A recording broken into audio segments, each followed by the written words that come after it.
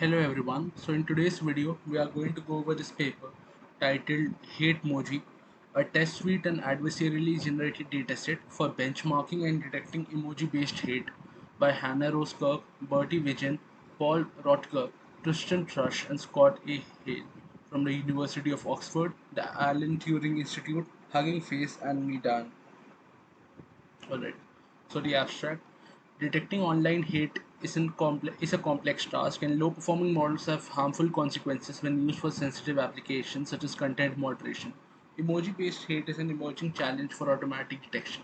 We present Hatemoji Check, a test suite of 3,930 short form statements that allow us to evaluate performance of on hateful language expressed with emoji. Using the test suite, we expose weakness in existing hate detection models. To address these weaknesses, we create a Hatemoji build dataset using a human and model in the loop approach. Models built with these 5912 adversarial examples perform substantially better at detecting emoji based hate while retaining strong performance on text only hate. Both Hatemoji Check and Hatemoji build are publicly available. So with the growing social media reach and the new lingo which is uh, ever changing, emojis are like an essential part of society right now, and they're used to convey a lot of meaning. So this work seems quite relevant to the current world where emojis might be used to spread hate as well, or showcase different meaning. Sorry about that. So, content warning. This article contains examples of hateful language from Hatemoji Check to illustrate its composition. Examples are quoted verbatim except for slurs and profanity in text, for which the first vowel is kept with an asterisk. The authors oppose the use of hateful language, and if you are not comfortable seeing such stuff, then I'll highly recommend leaving the video right now. Alright, so introduction. Online hate harms its targets, disrupts online communities, pollutes civic discourse, and reinforces social power imbalances. The sheer scale of hateful content online has led to widespread use of automated hate detection systems to monitor and stop it. However, hateful content is complex and diverse, which makes it challenging to detection systems. One particular challenge is the use of emoji for expressing hate. Emoji are pictorial representations that can be embedded in text, over allowing complex emotions, actions, and intentions to be displayed concisely. Over 95% of internet users have used an emoji, and 10 million are sent every day. Following England's defeat in Euro 2020 football final, there was a widespread racist use of these emojis. This paper focuses on emoji based hate, answering two questions. So, question one: what are the weaknesses of current detection systems for hate expressed with emoji? And question two: to what extent can human and model in the loop training improve the performance of detection systems for emoji based hate? So, to answer research question one, we present Hatemoji Check, a suite of functional tests for emoji based hate. We provide 3,930 test cases for 7 functionalities covering 6 identities. 2126 original test cases are matched with 3 types of challenges perturbations to enable accurate evaluation of model decision boundaries. We use Hatemoji Check to assess Google's Jigsaw Perspective API as well as models trained on academic dataset exposing critical model weaknesses. And to answer research question 2 and address the model weaknesses identified by Hatemoji Check, we implement a human and model in the loop dynamic training scheme. We build on the work of Vigen et al., who use this approach for textual hate.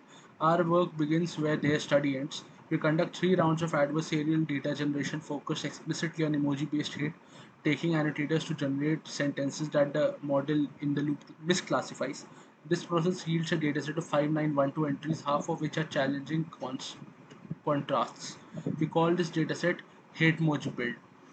The dataset is evenly split between hate and non-hate, and each hateful entry has labels for the type and target. Between each round, the model in the loop is retrained so that annotators are trying to trick a progressively stronger and more emoji-aware model. Relative to existing commercial and academic models, the models perform improved performance on detection of emoji-based hate without sacrificing performance on text-only hate. We make several contributions. So first, we construct Hatemoji Check, which tests key types of emoji-based hate as separate functionalities. So this can be used to check your pre-existing classifiers. We evaluate the performance of existing academic and commercial models at detecting emoji-based hate. We present Hatemoji build, a labeled emoji-based hate speech dataset that is adversarially generated for model training. And 4, we train models that can accurately detect emoji-based hate. These data center contributions demonstrate the benefit of systematic and granular evaluation and the need to diversify how hate detection systems are trained to make both Hatemoji check and Hatemoji build publicly available. So I guess all of this part so far was pretty self-explainable. They've just answered their research questions and basically mentioned what all this paper is going to present. And since I've covered several hate speech papers, a lot of content overlaps. I'm not going to spend a lot of time explaining it again and again in every paper reading video. I expect you have some basic idea of why these tasks are relevant and what pre-existing tasks have already achieved. So the definition of hate, we use the UN definition of hate: any kind of communication in speech, writing, or behavior that attacks or uses pejorative or discriminatory language with reference to a person or a group on the basis of who they are. In other words, based on their religion, ethnicity, nationality, race, color, descent, gender, or other identity factors. The Hatemoji check, functional test for emoji-based hate. The concept of functional testing and expected input-output behavior has been adapted from software engineering for NLP tasks, so basically unit tests, including hate speech detection. These diagnostic tests identify model vulnerabilities to intentionally simple and non-ambiguous construction of hate, so comprise a minimal performance standard. So basically, these are some things which the model should not fail on, or if it fails on, it gives us useful information about why, uh, what sort of things the model will fail on. Identifying functionalities. A functionality describes the ability of a model to provide a correct classification when presented with hateful or non-hateful content. Each functionality has a set of corresponding test cases that share one gold standard label. We select the functionalities in Hatemoji check to be one, realistic, so they capture real-world uses of emoji-based hate. Two, unique, each covers a distinct aspect of emoji-based hate without overlap between functionalities. And three, unambiguous, they have clear gold standard labels. The functionalities are motivated from two perspectives. So previous literature, we identified distinct use of emoji in online communication, particularly abuse. This includes appending emoji to the end of otherwise neutral statement to reveal emotive intent, using emoji as a pictorial slur to attack or dehumanize groups, and substituting emoji for identity terms or threatening words. We'll also review a range of literature on online hate, identifying distinct types of hateful language. And empirical investigation. Based on the literature, we define a list of potentially hateful emoji and words and use Twitter streaming API to search for the Cartesian product of emoji and emoji word pair over a 2 week period. To identify different forms of emoji based hate, we apply a grounded theory approach on a sample of 3,295 tweets, splitting out distinctive categories and recursively selecting subcategories until all key parts of the data captured and the framework is saturated. So these are essentially the two perspectives. One is they've been motivated by how previous literature has shown that emojis are being already used to spread hate, and empirical investigation. So the data they collected also showcase this. So functionalities in Hatemoji check. The section presents verbatim example of emoji-based hate. So for mass version, see table 1 and table 4. Hatemoji check has 7 functionalities. So F1 verb swap, tests threatening hate with the verb is replaced with equivalent emoji. So gun, punch, something like that. It includes both direct and normative statements of threat. F2 identity swap tests derogatory hate where the identity term is replaced with an emoji representations of women, trans people, gay people, disabled people, black people, and Muslims. F3 descriptor swap tests hate where the negative descriptor is replaced with the equivalent emoji. So it includes both dehumanizing language and expressions of disgust. For dehumanizing language, 5 descriptors are used. Based on a Twitter analysis, target specific descriptors are used for black people and Muslims. For expression of disgust, 3 descriptors are used. F4 double swap tests a combination of F1 with either F2 or F3, where emojis are swapped for both identity and a verb or both identity and the negative descriptor, while templates contain only one emoji, so something like this, while others have some text. So women make me sick, something like that. F5 append tests statements which would be non-hateful on their own but become hateful when appended with a negative emoji like this. For instance, my new managers of women is neutral, but my new managers of women, and then this vomiting emoji makes it hateful. F6 positive confounder tests clearly hateful statement appended with a positive emoji. So kill all women and then this seemingly innocent emoji or so these come under F6. F7 emoji lead speak test statements where part of the hateful language have been obfuscated by replacing characters with emoji. So the character substitution can occur in that term expressing negative sentiments. So uh, A is replaced by a 4 and so on. So these are the numeric substitutions. A star mimic for vowels and slurs. So you can use a star like the emoji star and a heart mimicking starring out vowels but in a more adversarial manner. So to reflect specific cases of Twitter on anti-Muslim hate, two additional slurs are included where a word piece is substituted with an emoji. So basically you get the idea of what they're doing. Also, interestingly, this emoji was commonly used to denote Muslims on Twitter despite its Unicode description being person wearing a turban. So probably these racist people don't really know uh, a lot and they are just inherently, not inherently, I shouldn't say that, they are just uh, people who are spreading hate without any uh, thought. Alright, so test cases in Hatemoji check. Hatemoji check is strongly inspired by empirical example of emoji-based hate, but we wanted to comprise a clear minimum performance standard. Thus, for each functionality, we handcraft test cases. That is short English language text documents that clearly correspond to just one gold standard label. The test cases are varied in their vocabulary and syntax to ensure that they assess model robustness to diverse languages.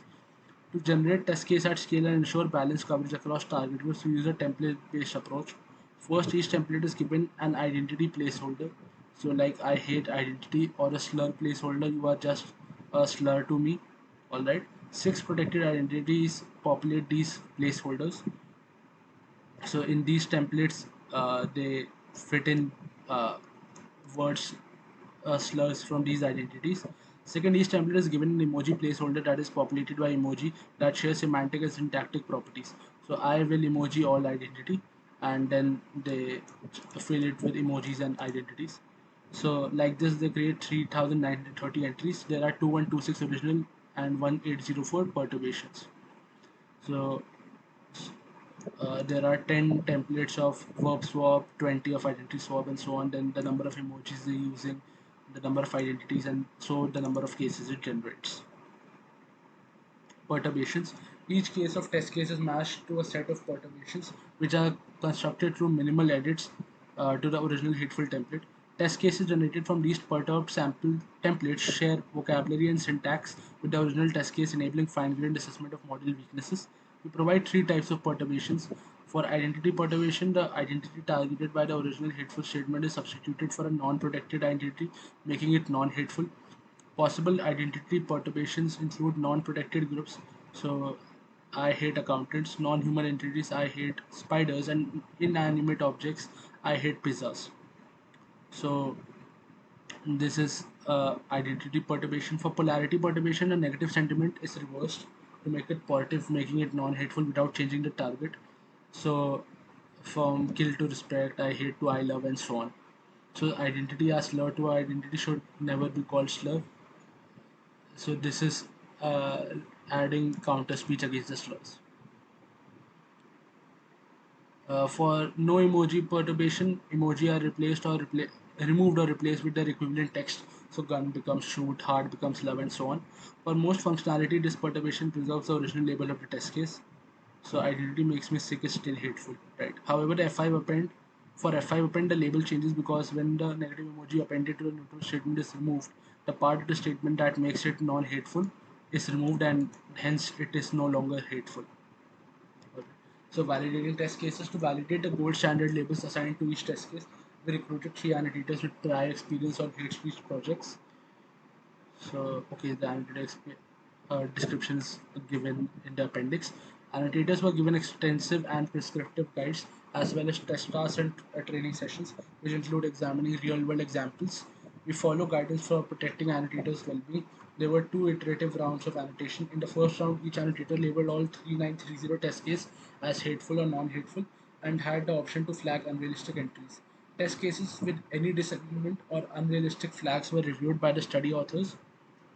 One-on-one interviews were conducted by annotators to identify dataset issues. From 289 test cases, 119 were identified as ambiguous or unrealistic, replaced with alternatives, and reissued to annotators for labeling. No further issues were raised. The Randolph's Kappa score is 0.85, which is almost perfect agreement. Yeah, that is pretty high inter-annotator agreement. Building better models for with Hatemoji build. As reported in 4, we find existing models perform poorly on emoji-based hate. We address those failings by implementing a human and model in the loop approach using a Dyna-based interface in order to train a model that better detects emoji-based hate. So dataset generation, we implemented 3 successive rounds of data generation and model retraining to create a Hatemoji build. In each round, we tasked a team of 10 trained annotators with entering content that the model in the loop would misclassify. We refer to this model as a target model. Annotators were instructed to generate linguistically diverse entries. They should have been realistic, clearly hateful or non-hateful, and contain at least one emoji. Each entry was given a binary label of hateful or non-hateful, and hateful content was assigned secondary label for the type and target. Each entry was validated by 2 additional annotators and an expert resolved disagreements. After validation, annotators created a perturbation for each entry that flipped the label. To maximize similarity between original and perturbation, annotators could either make an emoji substitution while fixing the text or fix the emoji and minimally change the surrounding text. Including a hateful and non-hateful version of each sentence in the dataset prevents overfitting to certain emoji or identity reference, because then the same almost identical sentence would be seen in 2 different ways. Each perturbation received 2 additional label annotations, and disagreements were resolved by the expert. This weekly cadence of annotators' tasks was repeated in 3 consecutive weeks. The dataset composition and inter-annotator agreement is described in Appendix E. Alright, we can have a look at that later, or you can have a look at that on your own time. So Dynabench is an open source platform which supports dynamic dataset generation. Uh, right. Also, there was no overlap in annotator from the previous Hatemoji check, so these are new annotators. Model implementation.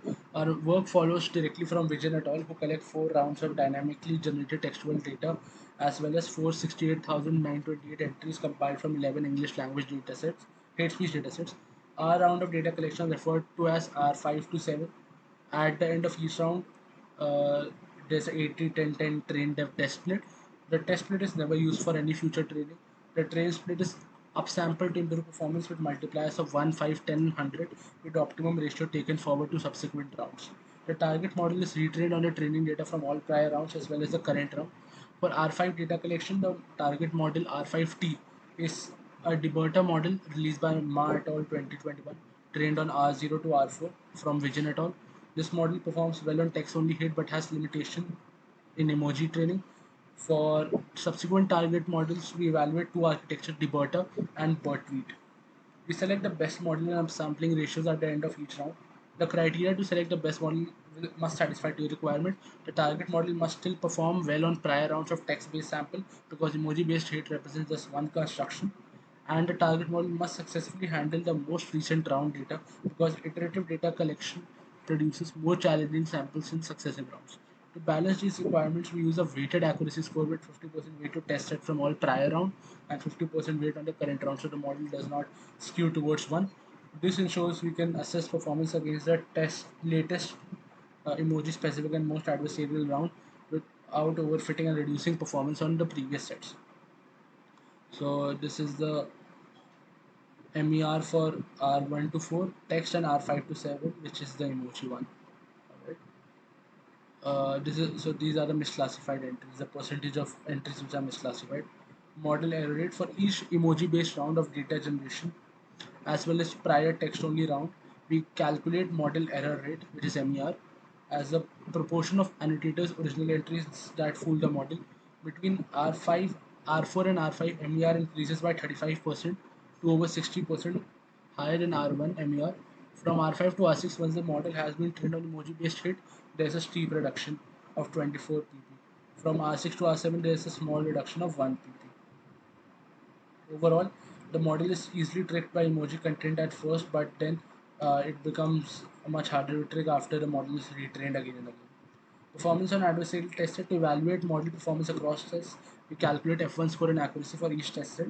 Table 2. The baseline R5T model is the highest performing model with a F1 of 0.85, but only scores 0.49 on the newly generated emoji containing test set from Hatemoji build. R60, R70, and R80 perform better on R5 to 7 with F1 between 0.76 and 0.77. They perform similarly well on the R14 test with F1 of 0.84, suggesting no trade-off for performance on text-only hate speech, which is good. We don't want it to lose this ability. The best performing model across all R1 to 7 test set is R8T with a so the last one basically with F1 of 0.82. The greatest performance gain is from R5 to R6, which I guess is what we saw here. So F1 of 0.28. This is achieved by only with only 2000 emoji containing examples, while in comparison R70 and R80 yield very small improvements. So you can see how it keeps improving iteration after iteration. So by the end, when all test sets are being used, the R80 performs the best. uh, Evaluating models with Hatemoji check. We present results for two existing models as baseline with additional baselines shown in Appendix G. The first baseline is Google's Jigsaw Perspective API. So it's a commercial tool to they use the identity attack attribute, which is defined as negative or hateful commits targeting someone because of their identity and thus closely matches their definition of hate. The return score is converted to a binary label with a 50% cutoff, so more than zero point 0.5 hateful, less than zero point 0.5 non-hateful. We refer to this model as PIA. The second model is R5T model from Ma et al. To compare model performance or hate model check, we use accuracy because three sets of test cases, original polarity perturbation and identity perturbation, have one class label, making F1 score incompatible. To measure emoji specific weakness, we also calculate emoji difference, the difference between average model accuracy on the original emoji test cases compared with average accuracy on the no emoji perturbations. On Hatemoji check as a whole, our newly trained models R60, R70, and R80 perform best with overall accuracy from 0.87 to 0.88. They substantially outperform the Perspective API model, which has an accuracy of 0.69, and R50, which has an accuracy of 0.78. So almost a zero point 0.1 difference. So our newly trained model have the smallest emoji difference between 0.003 and 0.008. In contrast, Perspective API has uh, 0.16 and R5T has 0.22. So this is very significant. Comparing the three models trained on Hatemoji build, the first round of adversarial data generation yields the largest relative improvement, and in many ways R60 is at least as good a model, if not better, than R80. Alright. So it has a pretty good F1. So model performance by functionality. Our models trained on Hatemoji build perform better than two baseline models on nearly every functionality. For F1 verb swap, the perspective and the my et al. Version perform well on original statement, but then on perform poorly on polarity perturbation. Our models have much stronger performance and comparably high performance on the other sets. For F2 identity swap, they perform poorly, but then perform well on polarity perturbation and no emoji. This vulnerability is carried forward to performance on F4 double swap. R5T only achieves 0.03 and P1A makes zero correct predictions. So the perspective API. In contrast, a model achieves accuracy of 0.83 on F2 and accuracy between zero point 0.7 and 0.79 on F4. For F3 descriptor swap, our models improve over both of these on the original statements. The relative improvement is particularly large for polarity perturbation. For F5 append, perspective and my et al. Version perform moderately with accuracy 0.73 and 0.69. Our models, however, perform far better with 0.87 0.99 accuracy. However, they do not show a substantial increase in performance for the no emoji perturbation. For F6 positive confounder, our models perform worse than perspective and my et al. Version of the original statement, but then have far more consistent performance across perturbation. For instance, R8T achieves accuracy between 0.89 and 0.93 across all test set, while theirs is a measly 0.43 to 0.93. And perform well on original but poorly on perturbations. F7 emoji lead speak is a successful adversarial strategy R50 achieves 0.85 accuracy but just 0.67 on identity perturbation, while perspective only 0.59 and 0.57. R model perform better but still struggle with identity perturbation, showing how challenging this functionality is. However, non-hateful lead speak constructions are less prevalent on social media than slur-based lead speak. Overall, all models trained on Hatemoji will perform well on emoji-based hate, but there is no clear best model among them. After a large improvement from R50 to R60, subsequent models perform minimal performance gain across functionalities. So they're not after the first iteration, they're not getting huge gains. This suggests the gain as measured on Hatemoji checks intentionally short and simple statements are quickly saturated. So model performance by target group. Hitmoji check contains target group label for hateful and non-hateful entries. However, defining so allowing models to be compared by the subgroup fairness. However, defining fairness is a non-trivial task and there is substantial debate in the ML community. We consider six metrics: precision, accuracy, precision, recall, FPR, FNR, and selection rate. So I guess these are these are the accuracy across the hate mode 7 functionalities and there's with the different perturbations. So these are the examples as well.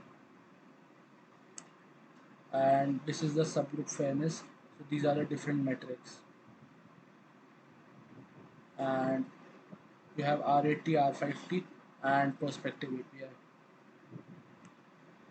Figure 2 shows subgroup fairness metrics compared across three models. It is concerning that perspective API has such differential performance, especially regarding the unbalanced FPR and negative rate for women and disabled people, as both of these error types are societally harmful. So you can see it has a very high false negative and a false positive rate, but still it is used a lot.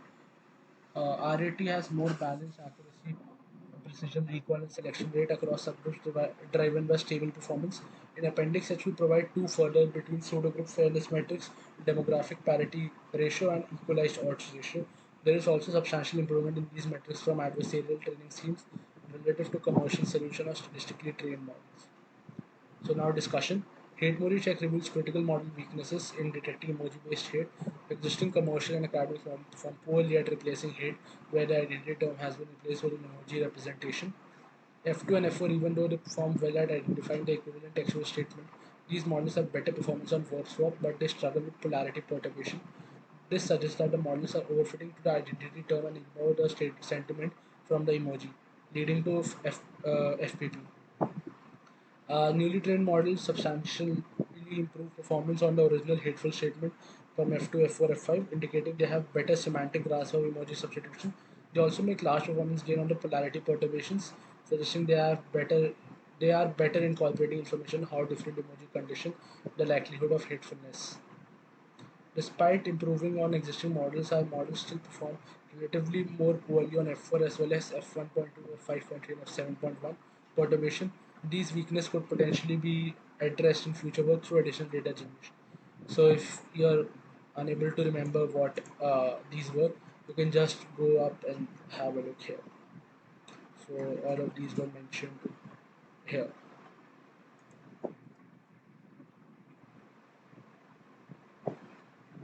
Training on just one round of adversarial data yields the biggest improvement on Hatemoji check.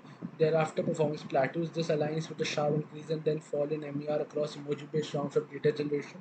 On the adversarial test set, R80 only marginally outperforms R60, R70 on all R1 to R7.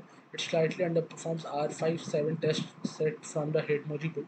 This suggests that while training on relatively small number of entries can substantially improve performance, the gain quickly saturates. Future work will investigate performance difference in more detail using the label for type and target of hit that will provide for all three rounds of data. It might also just be that having more data might uh, increase this. So over time, I guess it's pretty uh, trivial to say that, or it should be trivial to realize that once you have more data, the model will have more data so to train on, so it will not saturate so quickly. Due to practical constraints, Hatemoji check has several limitations which could be addressed in future work. First, it includes relatively simplistic statements and so offers negative predictive power. High performance only indicates the absence of specific weaknesses. Second, it is inspired by real world hate but synthetically generated. Future work would evaluate against more complex and diverse forms of emoji hate. Third, it is limited in scope. It only considers short English language statements with only one binary label, only six identities, and none of which are intersectional, and the set of emojis covers a fraction of the full Unicode standard. In scope, identities and emoji usage are culturally dependent, so future work would assess the generalizability of hate emoji check to other cultures and languages. These limitations do not diminish hate emoji check's utility as a tool for identifying model weaknesses to emoji-based hate. By publicly releasing the test suite, practitioners and academics can scrutinize their model prior to development or publication. Adversarial data generation is a powerful technique for creating diverse, complex, and informative datasets. However, it also introduces challenges. First, the entries are synthetic rather than sampled from real-world samples. Substantial training and time are required to ensure that annotators understand online real hate and imitate it. Second, annotators can exhaust their creativity and start producing unrealistic, simplistic, or non-adversarial examples. Third, because of the need for training, supervision, and support, only a small pool of annotators is feasible, which can introduce additional idiosyncratic biases. Given these issues, quality control is a key consideration throughout the data generation process. Encouragingly, and we find carefully curated and adversarially generated training datasets can significantly improve performance on emoji-based hate as a particular type of challenging content, and that this is effective with a relatively few training examples. The substantial model improvements can be realized with minimal financial and computational costs. So essentially, they've just lined out how this can be used in other works and how that the data generation process is pretty critical and prone to errors. Alright, so related work, emoji-based hate has limited attention. Studies have that attend to emoji often do not consider it as a potential input feature. For example, Samghabadi et al. Improve offensive language classification with an emotion-aware mechanism built on emoji embeddings. Ibrahim et al. Find that adding emoji features to a CBAO and Unigram model marginally improves performance on Indonesian Twitter. Big identifies an example of subtle and non-direct hate speech in German Danish Twitter conveyed through winking or skeptical emoji that flag irony or non-literal meaning. Uh, Corazza et al. Train an emoji-based MLM for zero-shot abuse detection. They show this method improves performance on classifying abuse in German, Italian, and Spanish tweets to an MLM which does not attend to emoji. Weekend at Rupenhofer using emoji as a proxy for learning a lexicon of abusive words. Their findings indicate that emoji can disambiguate abusive and profane usage of words such as fuck and bitch. Sorry, I should have read that out. Sorry. By contrast, our works focus on emoji-based hate as a challenge for hate detection model. With Hatemoji check, we enable a systematic evaluation of how well models handle different types of emoji-based hate. Rather than adjusting the model architecture, we account for emoji-based hate in our iterative data generation process and show that models trained on such data perform better. As a suite of functional tests for evaluation, Hatemoji directly builds on previous work, introducing functional tests for NLP with checklists, showing that approach can identify granular model strengths and weaknesses that are obscured by high-level metrics like accuracy and F1. Rotker et al. Adapted this framework to hate detection with HateCheck, which covers 29 model functionalities. Like HateCheck, we pair hateful tests with contrasting perturbations that are particularly challenging. HateCheck did not consider emoji-based hate, which is the main focus of this work. So this is why it's different. Our approach is to train better models for emoji-based hate based directly on the work by Vision et al. Who apply iterative human model in the loop training to hate detection model. Like us, they use Dynabatch interface to improve implemented training in the system, which has been used to improve model performance for other tasks such as reading comprehension and sentiment analysis. Earlier work by Dinan et al. Introduced a similar build-it, break-it, fix-it system of repeated interaction between a hate classifier and crowd worker to develop safe by design chatbot. Unlike previous work, we focus data generation on a particular type of hateful content, emoji-based hate, and show that training scheme can address specific model weakness on such content without sacrificing performance on text-only hate. So they've just compared to a bunch of other works. So if you're familiar, they've shown how they're different, what the other works have done previously, and what has been ignored, which they've covered. Conclusion: online hate is a pervasive, harmful phenomenon, and hate detection models are a crucial tool for tackling it. We showed the emoji pose a powerful particular challenge for such model and presented Hatemoji check, a first of its kind evaluation suite for hate Emoji-based hate. It covers 7 functionalities with 3930 test cases. During this test suite, we exposed clear weakness in the performance of commercial and academic model in emoji-based hate. To address these weaknesses, we created a Hatemoji build dataset using an innovative human and model in the loop approach. We showed that model trained on this adversarial data are substantially better at detecting emoji-based hate, while retaining strong performance on text-only hate. Our approach of first identifying granular model weaknesses and then generating an adversarial dataset to address them presents a promising direction for building models to detect other diverse and emerging forms of hate. So overall, this paper was pretty interesting in the way that it tackled hate speech using emojis. I haven't read a lot of literature which does this, so this was a first for me as well. The hate speech makes a lot of sense, but I'm not really sure how easy would it be to incorporate into your workflow. So I'll play around a bit with it. They've thanked all the people who've helped him, and then they have an appendix, but I'm not going to cover it right now. You can have a look at it in your free time as well. So if you have any questions, just comment them down below. And overall, this paper was quite technically heavy in the sense that it had lots and lots of such terms which uh, you tend to forget, right? So F2.1 is identity perturbation, F2.2 is polarity perturbation for identity swap, and so on and so forth. But the paper was a great read and uh, pretty well written. So thank you guys for joining in. Hope to see you again next time as well.